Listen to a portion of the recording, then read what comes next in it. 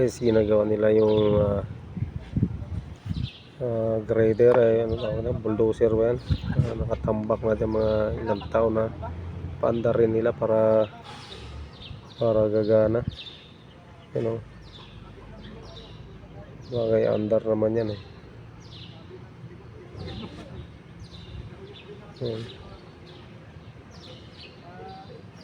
Kaya dinala ng mekaniko para paanda rin.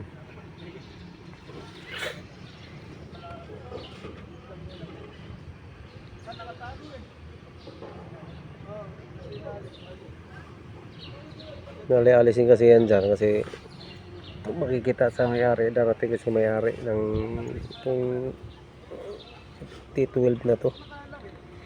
Kasi yan yung malinis na yan na damuhan. Ano yan? Ano ng helicopter yan. Yan, paanda rin nila para maalis yan dyan.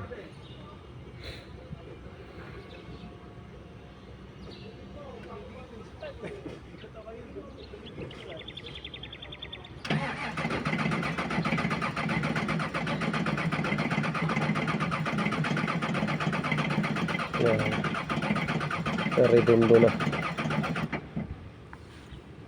ng diesel.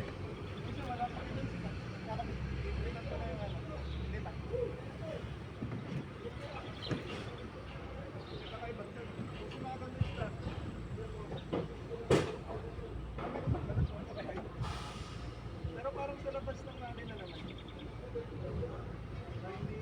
Sa loob-looban.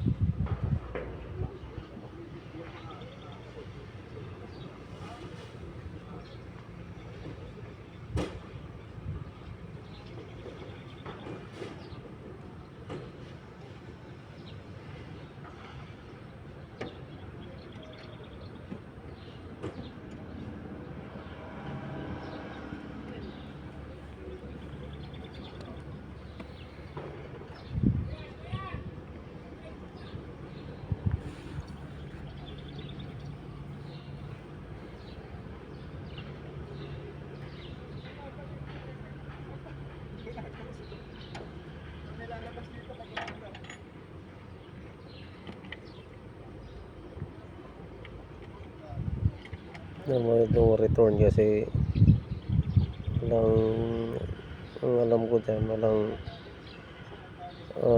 diesel na pumapasok. At yan guys, nakakaintindi naman ako dyan kasi gawa ng hindi naman automotive din naman ako, graduate din ako ng automotive at yan ang trabaho ko dati. So yan ang ano ko na walang diesel na mapapasok sa makina. Kung start niya redondo lang, hindi ma-function.